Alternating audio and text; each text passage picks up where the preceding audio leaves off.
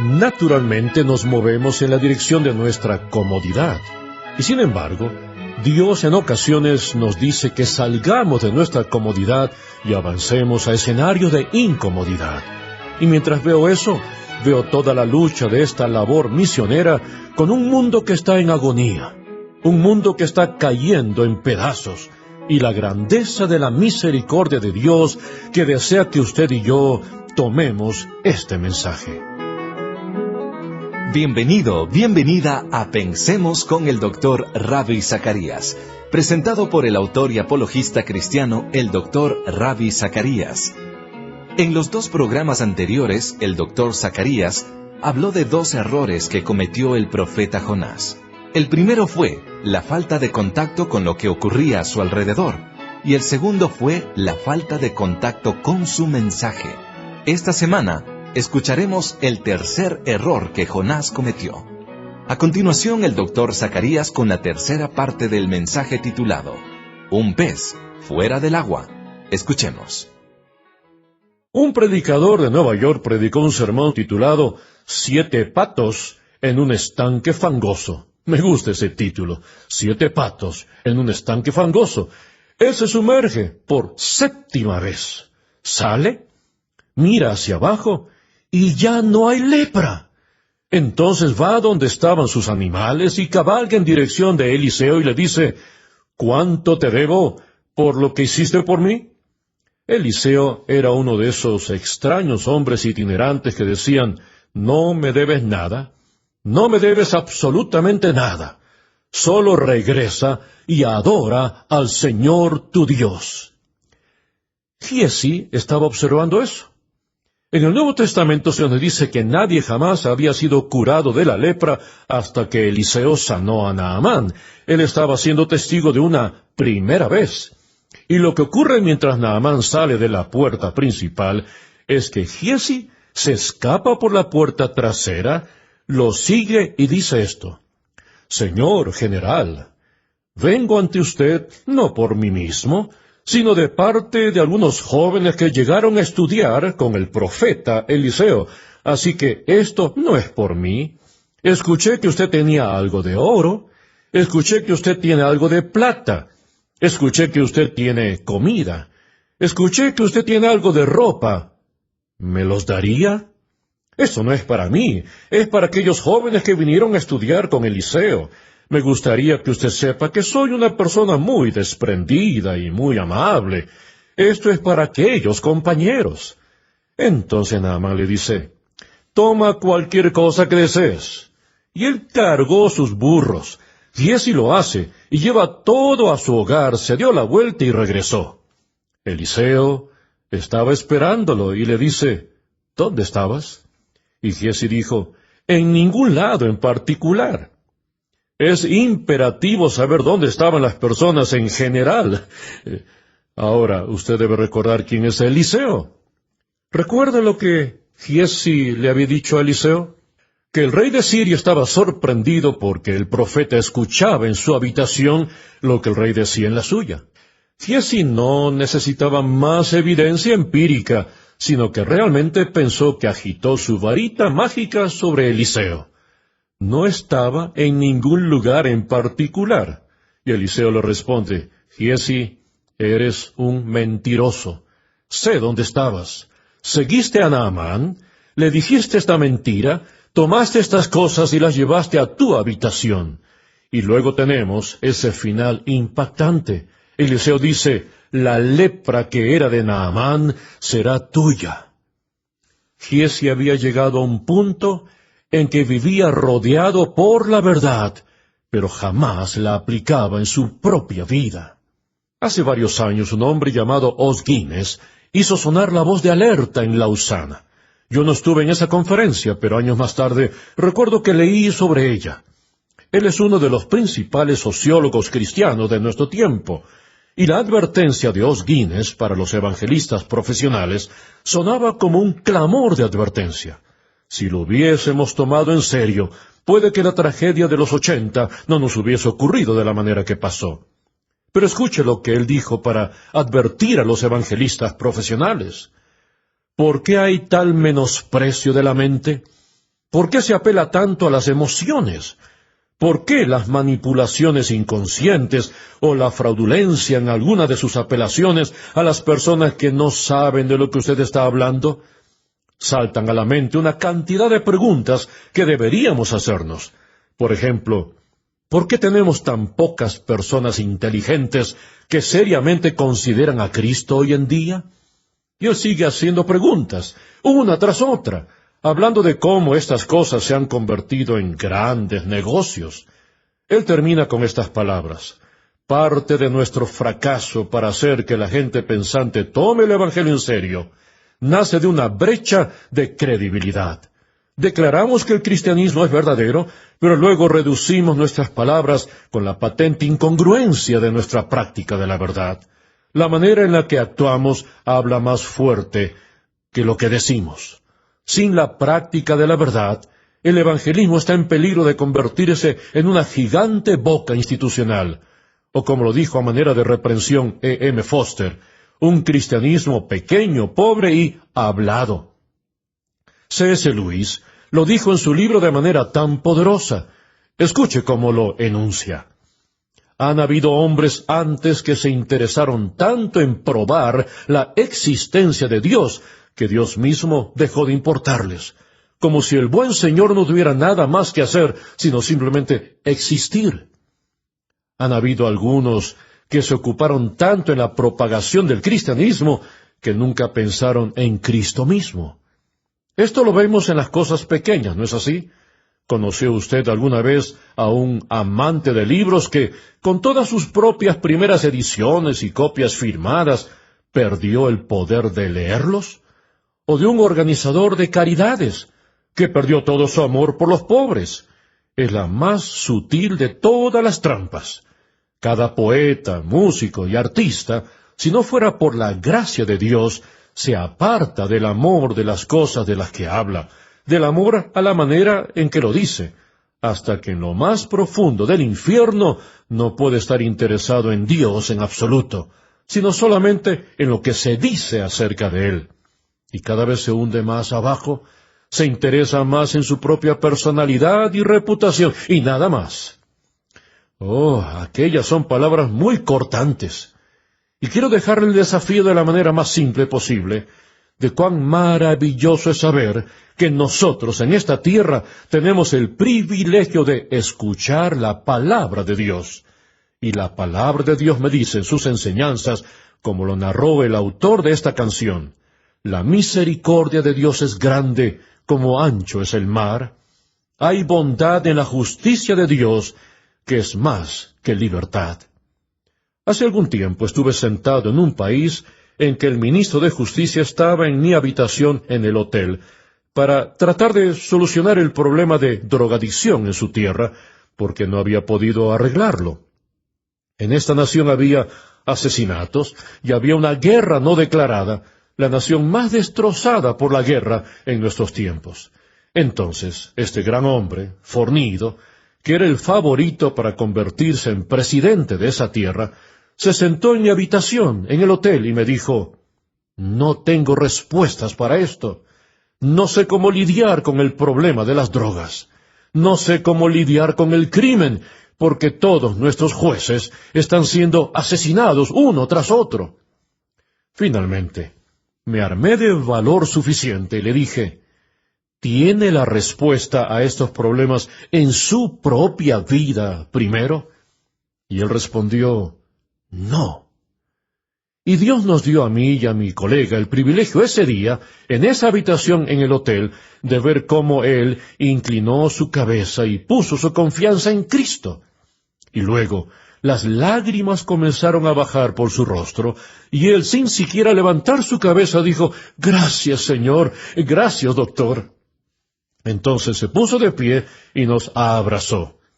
El hombre que lo llevó a mi habitación en el hotel estuvo en mi oficina pocos días después y me dijo esto: uno de los principales narcotraficantes y empresarios en ese comercio están en prisión en ese país. Y agregó: este hombre recientemente le escribió una carta que yo vi, y en las 2 últimas líneas decía: después de que todas nuestras leyes han sido escritas, después de haber utilizado toda nuestra fuerza policial, después de todos los métodos que hemos puesto en práctica, permítame decirle una cosa. Fuera de la salvación en Jesucristo, no hay otra esperanza ni para usted ni para mí en esta nación. Es la fe en Cristo que nos cambiará como pueblo. Amén. Qué maravilloso es cuando podemos ponernos en contacto con el mensaje. Esa es la razón por la que el autor de la canción dice: ¿qué idioma podré pedir prestado para agradecerte, mi querido amigo, por tu dolor al morir, tu misericordia sin fin? Oh, hazme tuyo para siempre, y aunque yo desmaye, Señor, nunca, nunca permitas que se acabe mi amor para ti. Amigo y amiga, ni Simón Wiesenthal ni yo somos lo suficientemente grandes como para lidiar con los crímenes de esa magnitud, pero alguien sí lo es, y le costó a su hijo. Él nunca lo trivializó, sino que ciertamente se encargó de ello. Falta de contacto con lo que ocurre a nuestro alrededor, falta de contacto con nuestro mensaje, y finalmente, de manera muy sencilla, la única cosa con la que Jonás estaba en contacto era su propia comodidad. Ahora, ¿eso no le hace sentirse aludido?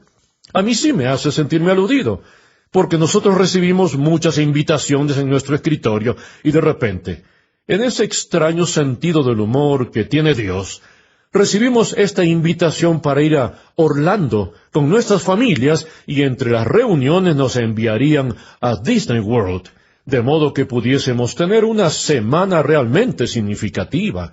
Nos dijeron que llevemos a nuestras familias. Y al mismo tiempo, recibimos alguna invitación de otro lugar, en donde no tienen la más mínima idea dónde nos van a hospedar cuando lleguemos.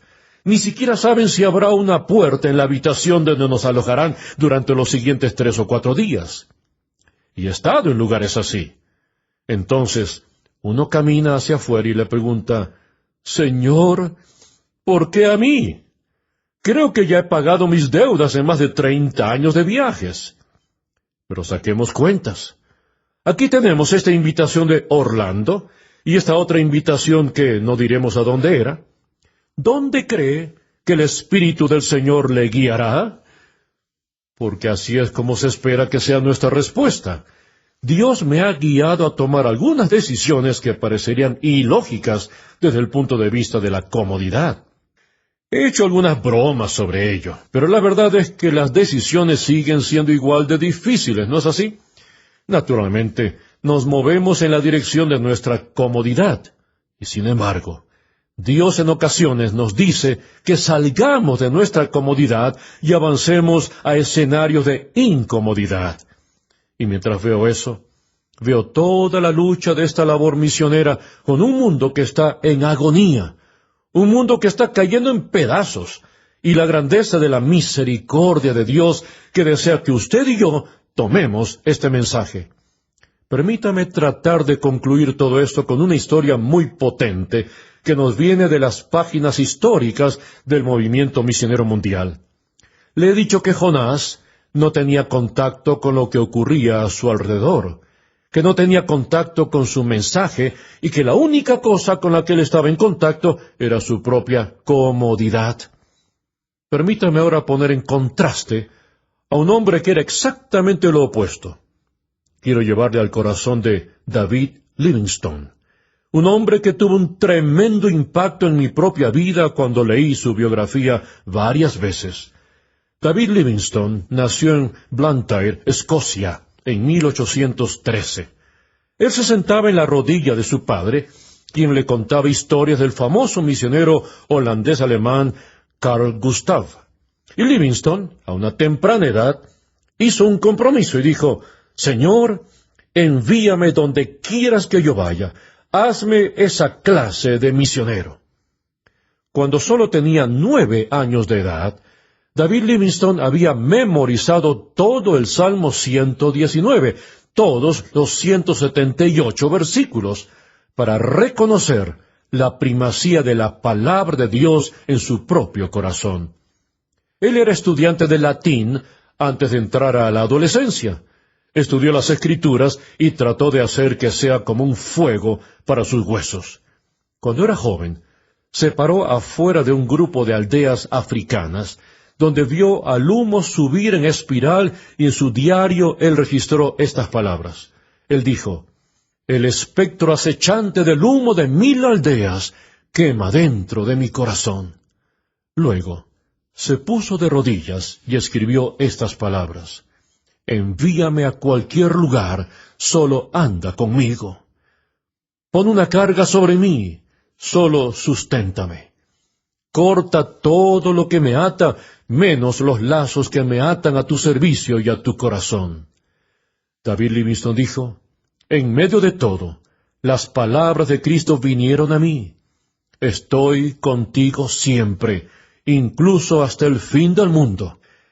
Él se casó con Mary Moffitt, de la afamada familia misionera Moffitt, y la pobre mujer tuvo que sufrir necesidades y privaciones por muchos años debido a las tórridas condiciones bajo las cuales David y ella vivían. Ellos perdieron a algunos de sus hijos. Ella perdió su salud por completo, y finalmente dijo: «David, necesito regresar para recuperar mi fortaleza, o no viviré por mucho tiempo». Él comprendió.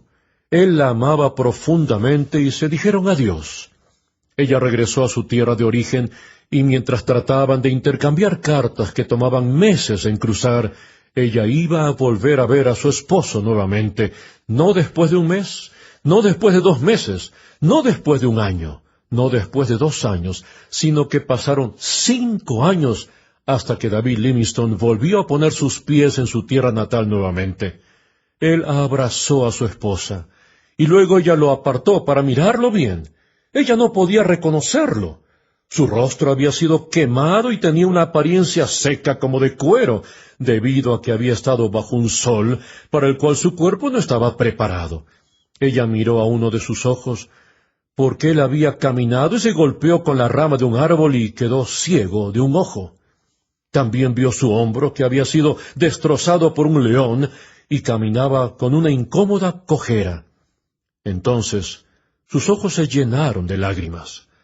Pero los miembros de la familia real querían conocerlo. Los profesores de la universidad querían conocerlo. Los médicos querían conocerlo, porque era un pionero, era alguien que abrió nuevos caminos.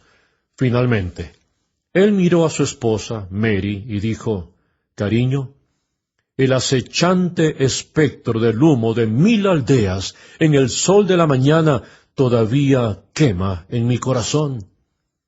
Ella respondió: «David, creo que debes ir y ministrar allá. Por favor, dame un tiempo más hasta que yo me sienta bien y te acompañaré». Y ellos comprendieron y lo aceptaron. Entonces él se fue. Mucho tiempo después, ella se unió a él. El mismo día que ella puso su pie en esa tierra, volvió a contraer la enfermedad. Poco tiempo después, él la estaba enterrando. Y un testigo ocular dijo que mientras él bajaba su cuerpo en el hoyo hecho en la tierra, ellos vieron que de rodillas mencionaba estas palabras: «Mi Jesús, mi Rey, mi vida, mi todo. Nuevamente te consagro mi vida a ti. No daré valor a ninguna cosa que yo posea o a ninguna cosa que yo haga, excepto en relación con tu reino y tu servicio». David Livingstone dijo: «En medio de todo, las palabras de Cristo vinieron a mí. Estoy contigo siempre, incluso hasta el fin del mundo». Él regresó a su hogar en la aldea de Ujiji. Se dio cuenta de que alguien le había jugado una broma cruel y robó sus medicinas mientras su propio cuerpo sufría dolores atroces. Él se puso de rodillas en uno de esos momentos extraños de autopreservación y dijo: «Me prometiste que estarías conmigo hasta el fin de los tiempos, mi Señor. Necesito esa medicina». Y mientras oraba, escuchó pasos que se acercaban a él. Cuando vio esos pies, y alzó a ver su rostro. Por primera vez vio la cara de un hombre blanco, de un extraño. Él preguntó, «Señor, ¿quién es usted?» Él respondió, «Mi nombre es Henry Stanley». «Señor Livingstone, permítame decirle, supongo que usted es el señor Livingstone». Él dijo, «Sí». Entonces el hombre continuó, «Permítame decirle dos cosas sobre mí. En primer lugar, soy el ateo más arrogante que existe sobre la faz de la tierra. Por favor, no trate de convertirme. Los periódicos en los Estados Unidos me han enviado a tratar de hacer un artículo sobre su vida. Y en segundo lugar, alguien ha enviado unas medicinas para usted». Livingstone dijo, «Deme las medicinas, por favor». 4 meses después, el ateo más arrogante que existía sobre la faz de la tierra dobló sus rodillas en tierra africana y le entregó su vida a Cristo. La mejor biografía que usted podrá leer sobre Livingstone fue escrita por Henry Stanley. Son 2 volúmenes llamados Livingstone de África. Me senté en el hogar de David Livingstone en Blantyre y seguí la historia en imágenes.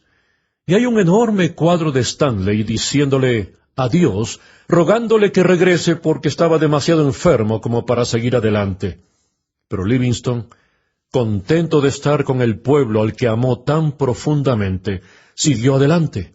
Poco tiempo después, su amigo africano más cercano, llamado Chuma, junto con uno de sus amigos, solían llevarlo en una camilla de una aldea a otra. Un día, él se volvió a Chuma, su querido amigo, y le dijo, «Llévame de regreso a casa. Estoy demasiado agotado. Estoy demasiado enfermo». Lo llevaron a su hogar, y estaban a punto de ponerlo en su catre cuando dijo, «No, por favor, ayúdenme a ponerme de rodillas». Y él se puso de rodillas y comenzó a orar. Ellos lo dejaron solo.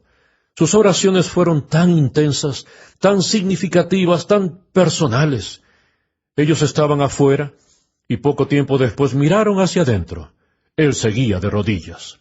Chuma dijo, «Él necesita dormir más de lo que necesita seguir orando». Entraron, y Chuma lo tomó por el hombro y le dijo, «Buana, buana». Livingstone cayó. Estaba muerto. Murió exactamente de la manera en la que trató de vivir, en contacto con lo que ocurría a su alrededor, en contacto con su mensaje, fuera de contacto con su propia comodidad.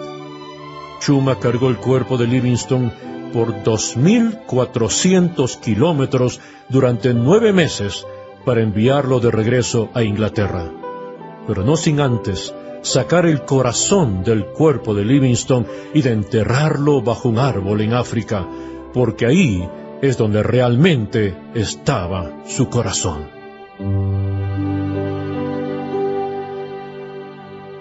¡Qué contraste entre la vida de David Livingstone y la vida de Jonás! ¿A quién se parece más usted? Gracias por sintonizar el programa de hoy. La próxima vez que se conecte a Internet, ¿por qué no visita nuestro sitio web? rzim.org. Usted puede aprender más acerca del trasfondo de Ravi y sus enseñanzas, recursos para una vida ordenada y para el ministerio, e incluso conocer cuál es el próximo lugar en el que Ravi Zacarías se encontrará predicando. El sitio web siempre está actualizándose, así que asegúrese de guardar el vínculo y visitarnos a menudo. La dirección nuevamente es rzim.org. Pensemos con el Dr. Ravi Zacarías es un ministerio radial sustentado por los oyentes, que tiene el propósito de ayudar al creyente a pensar y al pensador a creer. Y es una producción del Ministerio Internacional Ravi Zacarías en Atlanta, Georgia.